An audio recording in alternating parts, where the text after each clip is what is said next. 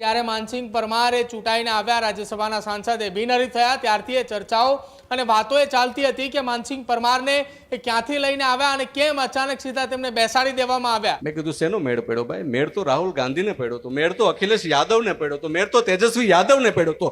મેં તો મારી જિંદગીના 25 વર્ષ આમને આપી દીધા છે। મેં સંઘર્ષ કર્યો, મેં મહેનત કરી અને ત્યારે હું અહીંયા પહોંચ્યો છું। મારે શેનો મેળ પડે યાર? કે હું કોઈના એ કહેવાથી અથવા તો કોઈ સેટિંગથી અથવા તો કોઈએ મને બેસાડ્યો હોય એવું નથી।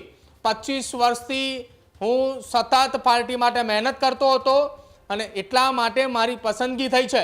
કોઈએ મારો મેળ પાડ્યો હોય એવી વાત નથી। બળદની જેમ મેં 25 વર્ષ સુધી પાર્ટીના કાર્યકર્તા તરીકે પાર્ટી માટે મહેનત કર્યું છે, કામ કર્યું છે અને આવનારા ભવિષ્ય માટે પણ કામ કરીશ। આ તમામે વિરોધીઓને તેમને મુંહતોડ જવાબ આપ્યો છે અને કહ્યું છે કે મારો કોઈએ મેળ નથી પાડ્યો।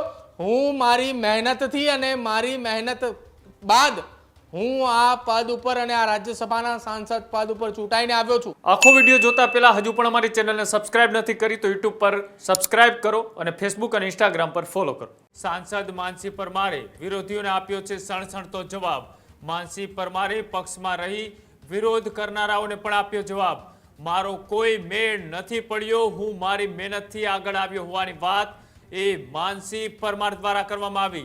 માનસિંહ પરમારે નામ લીધા વગર વિરોધીઓ ઉપર છે તે પણ આકરા કટાક્ષ કર્યા હતા। હું સંઘર્ષ કરીને આજે આ મુકામે પહોંચ્યો હોવાની વાત એ માનસિંહ પરમારે કરી અને સાથે જ કહ્યું કે ભાષણ આપતા આપતા જે પણ આખો આ ઘટનાક્રમ છે તેને લઈ હું મારી જે જૂની અદા છે, જે જૂની ફરજો હતી એ ફરી લોકો વચ્ચે તાજી કરું છું, મૂકું છું। અને આવી વાત કરતા કરતા માનસિંહ પરમારે ભાષણ આપતા આપતા પણ ભાવુક થયા હતા। મેં મારી જિંદગીમાં 25 વર્ષ ભાજપને આપી દીધા હોવાની વાત માનસિંહ પરમારે કરી હતી। સાથે જે રીતના તેઓ રાજ્યસભાના સાંસદ બન્યા ત્યારે તેઓનું પહેલું જ ભાષણ જે ગીર સોમનાથની અંદર તેઓના સન્માન સમારોહની અંદર યોજાયું હતું ત્યારે પણ તેઓએ જૂની ચૂંટણીઓને યાદ કરી અને પોતાના જૂના અંદાજમાં જોવા મળ્યા હતા। ફરી એક વખત માનસિંહ પરમારે જે અફવાઓ જે ત્યાં વિરોધ ચાલી રહ્યા છે, જૂથવાદ ચાલી રહ્યા છે તેની વચ્ચે માનસિંહ પરમાર કે ફરી એક વખત એ પોતાના જૂના અંદાજમાં છે તે જોવા મળ્યા છે। પ્રદીપ જોડાલા છે। પ્રદીપ, ચૂંટાયા બાદ અને રાજ્યસભાના સાંસદ બન્યાના પહેલા જ ભાષણમાં માનસિંહ પરમારે પોતાનો જૂનો અંદાજ છે તે બતાવ્યો હતો અને આજે કહ્યું કે હું કોઈના બળથી કે કળથી કે નહીં પણ હું મારી મહેનતથી બન્યો છું। અને જે રીતના એ ગીર સોમનાથનું રાજકારણ ગરમાયેલું છે માનસિંહ પરમારના નિવેદન બાદ શું ફરી એક વખત કોઈ નવા જૂનીના એંધાણ? બિલકુલ કૃણાલ, જ્યારથી રાજ્યસભાના 4 ઉમેદવારોના નામની જાહેરાત થઈ હતી ત્યારથી ચર્ચાઓએ સૌરાષ્ટ્ર પંથકમાંથી આવતા માનસિંહ પરમારના નામની છે। કેમ કે 4 રાજ્યસભાના નામો એ જાહેર થતાની સાથે જ એક વાત નક્કી હતી કે ભાજપે 4 બેઠકો ઉપર બિનહરીફ થવાનું છે। કેમ કે સંખ્યાબળ એ ભાજપ પાસે મજબૂત છે એટલા માટે વિપક્ષી તરફથી એક પણ ઉમેદવાર ઊભા નહોતા રાખવામાં આવ્યા। અને જ્યારે માનસિંહ પરમારે ચૂંટાઈને આવ્યા રાજ્યસભાના સાંસદે બિનહરીફ થયા ત્યારથી એ ચર્ચાઓ અને વાતો એ ચાલતી હતી કે માનસિંહ પરમારને એ ક્યાંથી લઈને આવ્યા અને કેમ અચાનક સીધા તેમને બેસાડી દેવામાં આવ્યા। ત્યારે અત્યાર સુધી મૌન રહેલા માનસિંહ પરમારે પોતાના જૂના અંદાજની અંદર ભારતીય જનતા પાર્ટીના એ કાર્યકર્તાઓની હાજરીની અંદર જ્યારે પોતાનો સન્માન સમારોહ હતો એ દરમિયાન તેમને વળતો જવાબ આપ્યો અને જવાબ આપતા કહ્યું કે હું કોઈના એ કહેવાથી અથવા તો કોઈ સેટિંગથી અથવા તો કોઈએ મને બેસાડ્યો હોય એવું નથી। 25 વર્ષથી હું સતત પાર્ટી માટે મહેનત કરતો હતો અને એટલા માટે મારી પસંદગી થઈ છે। કોઈએ મારો મેળ પાડ્યો હોય એવી વાત નથી। એટલે જે વિરોધીઓ છે માનસિંહ પરમારના એ સત્તા પક્ષની અંદર પણ હોય એટલે કે તેમની જ રાજકીય પાર્ટી ભાજપમાં પણ હોય અને વિરોધ પક્ષની અંદર કોંગ્રેસ અથવા આમ આદમી પાર્ટીની અંદર પણ હોય, આ તમામે વિરોધીઓને તેમને મુંહતોડ જવાબ આપ્યો છે અને કહ્યું છે કે મારો કોઈએ મેળ નથી પાડ્યો। હું મારી મહેનતથી અને મારી મહેનત બાદ હું આ પદ ઉપર અને આ રાજ્યસભાના સાંસદ પદ ઉપર ચૂંટાઈને આવ્યો છું। સાંભળો પહેલા માનસિંહ પરમારે આ નિવેદન આપતા વિરોધીઓને શું જવાબ આપ્યો હતો ને? તમને તો મેળ પડી ગયો, લોટરી લાગી ગઈ અને મારો સ્વભાવ છે રોકડું હોય પાછું। મેં કીધું શેનો મેળ પડ્યો ભાઈ? મેળ તો રાહુલ ગાંધીને પડ્યો તો, મેળ તો અખિલેશ યાદવને પડ્યો તો, મેળ તો તેજસ્વી યાદવને પડ્યો તો।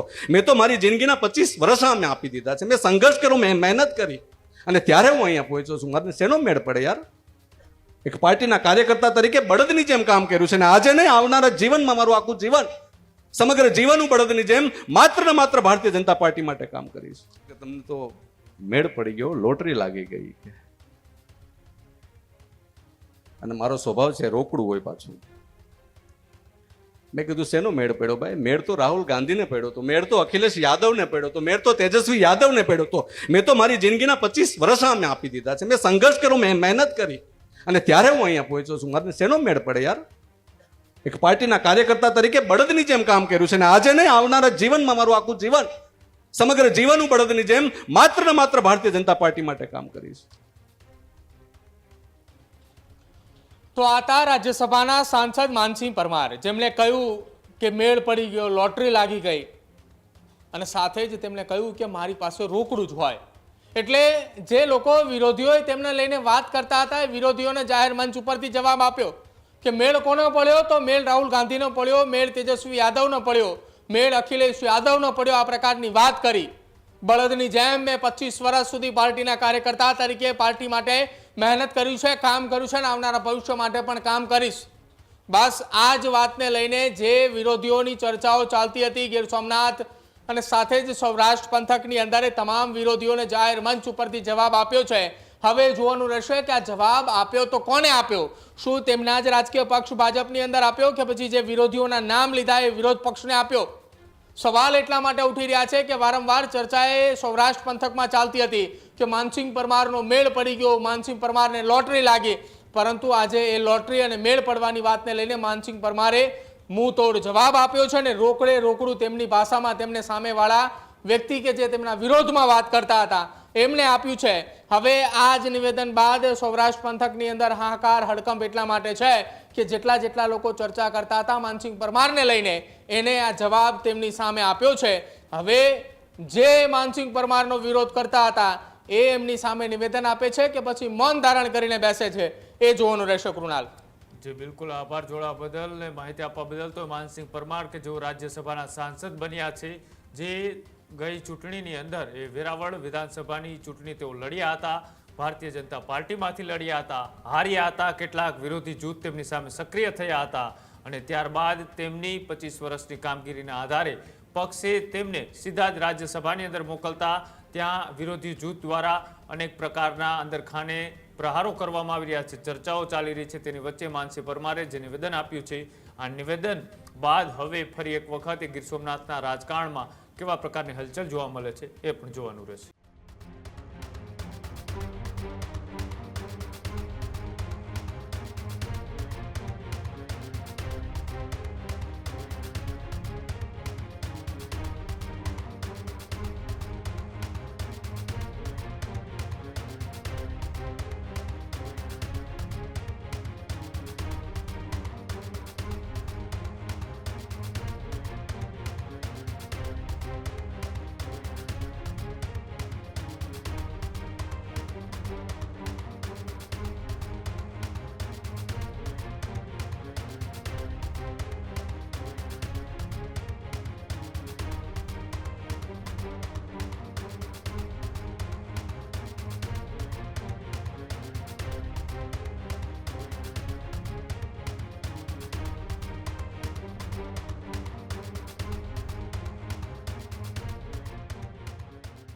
ખેડૂત ભાઈઓ છે ખેતરમાં ડ્રોન ઉડાવતા હોય છે ત્યારે આપણે એક પ્રશ્ન સતાવતો હોય છે કે જે આપણે અત્યાર સુધી જીપીએસ ટેકનોલોજીવાળા ડ્રોન વાપર્યા છે, જેથી કરીને મોબાઈલ ટાવર છે અથવા તો હાઈ ટેન્શન લાઇન પસાર થતી હોય, કોઈ વૃક્ષો હોય, ત્યારે જે જીપીએસ ટેકનોલોજીવાળા ડ્રોન છે એમાં ટકરાય અને ટ્રેસ થાય છે. પણ એગ્રીઓન લાવ્યું છે GNSS ટેકનોલોજી ડ્રોન, જેથી કરીને એ ડ્રોન છે એ કોઈ જગ્યાએ ટકરાય નહીં, પોતાની રીતે જ ડિસિઝન લે છે અને મૂવ થઈ જાય છે, જેથી કરીને GNSS ટેકનોલોજી ડ્રોન છે એ વાપરવાનો આગ્રહ રાખો. હજુ સુધી તમે અમારી ચેનલને સબસ્ક્રાઇબ નથી કરી તો અત્યારે જ ન્યૂઝરૂમ ગુજરાતને સબસ્ક્રાઇબ કરો, ફેસબુક અને ઇન્સ્ટાગ્રામ પર ફોલો કરો.